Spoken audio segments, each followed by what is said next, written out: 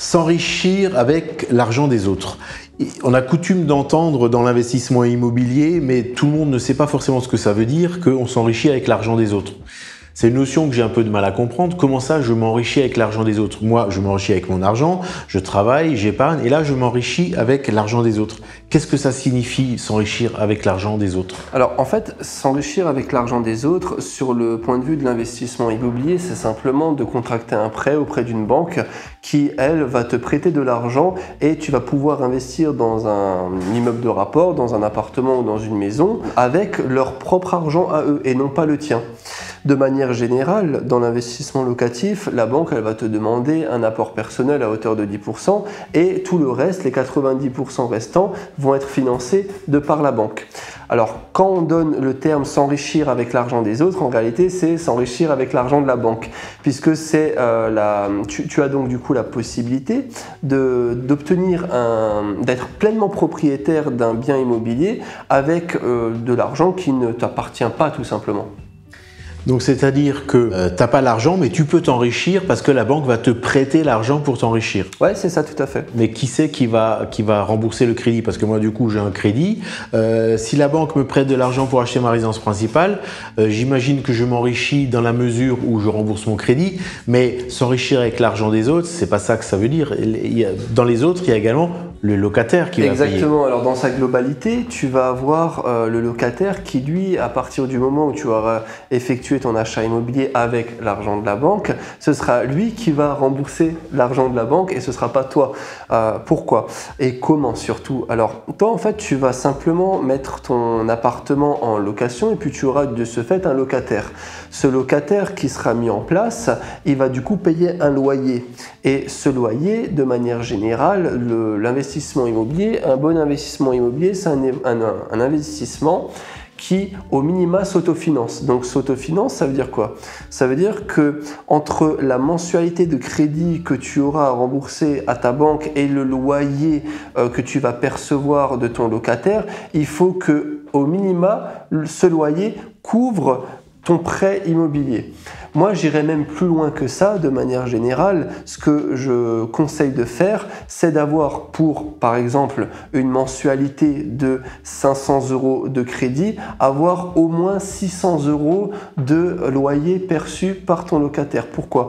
Parce que en tant que propriétaire, tu vas avoir des frais annexes qui vont être à sortir de ta poche, qui sont, par exemple, les frais de taxe foncière, qui sont de manière générale, par exemple dans notre ville à Mulhouse, pour un F2, tu vas avoir une mensualité de 50 € par mois qui équivaut du coup à 600 € de taxe foncière par an. Celle-ci, il faut la prendre en considération puisque ça va être une charge que tu vas devoir payer annuellement ou mensuellement selon tes préférences auprès de l'État. Donc si toi demain tu as un crédit de 500 € et que tu as un loyer de 500 €, on pourrait dire de manière logique que là on est sur de l'autofinancement. En réalité non, parce qu'il y a justement cette fameuse taxe foncière que tu vas devoir pour le coup sortir de ta poche chaque mois ou chaque année qui n'aura pas pris en compte du coup qui ne sera pas pris en compte dans ton autofinancement. Donc pour résumer, si j'ai bien compris, s'enrichir avec l'argent des autres. C'est-à-dire que moi, je veux m'enrichir, mais j'ai pas d'argent à placer, j'ai rien. J'ai un petit apport, je vais voir mon banquier me prête de l'argent, comment je rembourse? Mais c'est pas moi qui rembourse, c'est le locataire qui rembourse en payant son loyer. C'est lui, du coup, qui m'enrichit, et c'est la banque qui me permet de m'enrichir, et c'est le locataire qui paye un loyer. Alors, j'entends déjà dire, oui, mais du coup, le locataire est là pour enrichir le propriétaire, mais le propriétaire, s'il n'y a pas de propriétaire, il n'y a pas de locataire, et le locataire, ça l'arrange bien de pouvoir louer sur 1 année ou 2 années plutôt que d'acheter. Les locataires sont contents de pouvoir se loger, de payer un loyer également, et ça, tout le monde est content. Donc c'est le locataire qui me permet de m'enrichir, donc l'argent des autres, c'est celui de la banque, c'est celui du locataire. Et là, j'ai les oreilles qui sifflent. Je me dis, tiens, on n'a pas parlé d'impôts, ça va venir. Mais du coup, avec l'argent des autres, moi, je vais encaisser des loyers et du coup, je vais payer des impôts à l'État. Donc, avec l'argent des autres, je paye des impôts. C'est l'État qui s'enrichit avec l'argent des autres.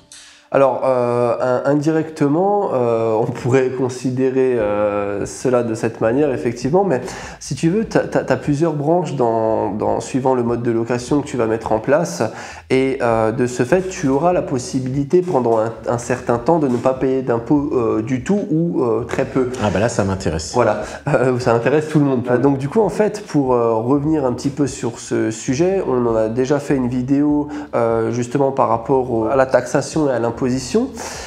Mais en fait, on a du coup le revenu foncier, on a la possibilité d'avoir un déficit foncier. Ouais. Un déficit foncier.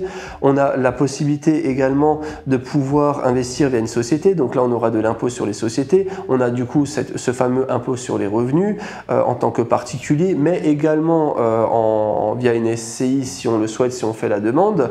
Et on a également, en tant que location meublée professionnelle, le régime du BIC. Et encore avec tout ça, on a la possibilité de passer en frais réels. Ce qui fait que suivant le régime fiscal que vous allez choisir, on a la possibilité de gommer dans son intégralité ou dans sa quasi-totalité l'impôt sur le revenu ou l'impôt sur les sociétés. Eh ben, moi, j'aime bien l'idée du déficit foncier parce que, en fait, c'est là où c'est intéressant. C'est que quand on encaisse des loyers, effectivement, il y a plein de solutions pour ne pas payer d'impôts. Mais le basique, c'est le déficit foncier. Ce que les professionnels qui vendent du neuf n'expliquent pas, ils vendent du Pinel en disant vous allez payer moins d'impôts. Parce que c'est vrai que la hantise, c'est payer les impôts, donc je paye très cher un appartement pour payer moins d'impôts. Il vaut mieux payer moins cher un appartement, faire des travaux et bénéficier de l'effet du déficit foncier, donc payer moins d'impôts grâce à l'ancien. C'est-à-dire que dès lors que j'ai un montant de travaux qui est supérieur au montant annuel des loyers encaissés, j'ai tout intérêt à passer au réel. Je vais déduire le montant des travaux des loyers encaissés, donc déjà je vais encaisser des loyers sur lesquels je vais payer 0 € d'impôt. Et pour la part qui dépasse, je vais pouvoir l'imputer de mon revenu, c'est le déficit foncier, à hauteur de 10 700 € l'année des travaux.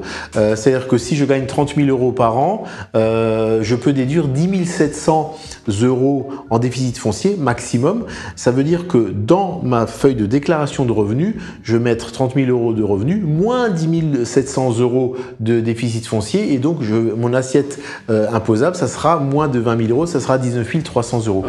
Et tout le monde est content, et il n'y a pas besoin d'acheter du neuf très cher pour payer moins d'impôts. Alors je vais te poser une petite question piège du coup par rapport à ça. J'aime bien. Du coup, les 10 700 € dont tu parles qui concernent le déficit foncier, est-ce que ça concerne l'intégralité de ton parc immobilier ou est-ce que c'est 10 700 € par appartement ou par maison? Alors, au niveau des travaux qu'on vient imputer, le montant des travaux qu'on vient imputer au loyer qu'on encaisse, c'est sur l'ensemble des loyers cumulés. Donc évidemment, si on encaisse 3 000 € de loyer par mois, ça fait 36 000 € de loyer par an. Si on a 10 000 € de travaux, on vient imputer seulement 10 000 € de travaux sur les 36 000. Mais si on a 50 000 € de travaux parce qu'on vient de rénover une maison ou un appartement avec beaucoup de travaux, les 50 000 € viennent en déduction de l'ensemble des 36 000 € de loyer encaissé. Et il y a un reliquat entre les 36 000 € et les 50 000, il y a un reliquat de 14 000 €, et c'est là où on a le mécanisme du déficit foncier qui vient s'imputer directement à mon revenu. Donc, quel que soit le montant de mon revenu, je déduis 10 700 € du revenu que j'ai encaissé, et donc ça vient en déduction de mon revenu, tout revenu confondu, indépendamment du nombre d'appartements. Mais ça, le déficit foncier, c'est 10 700 € maximum, c'est valable uniquement l'année où je fais les travaux. Par contre, si j'ai fait 100 000 € de travaux, je vais pouvoir déduire 36 000 € du montant des loyers encaissés, les 36 000 €. Je paierai 0 € d'impôt sur les loyers. Je vais avoir 10 700 € que je vais pouvoir imputer de mon revenu global. Et ce qui reste entre les 36 000 € plus les 10 700, ça fait 46 700 €. Il me reste 53 300 € que je vais pouvoir reporter les années suivantes. Donc l'année suivante, j'encaisse 36 000 € de loyer. J'ai encore une enveloppe de 53 000 € à déduire de mes loyers. Donc en année 2, je ne paye toujours pas d'impôt sur mes loyers, mais je ne peux plus déduire les 10 700 € de mon revenu imposable parce que c'est uniquement l'année où je fais les travaux. Donc j'ai intérêt à faire, lorsque j'ai un patrimoine immobilier qui se développe, à faire des travaux chaque année ou à changer de statut pour pouvoir continuer à bénéficier, à optimiser fiscalement mes revenus locatifs.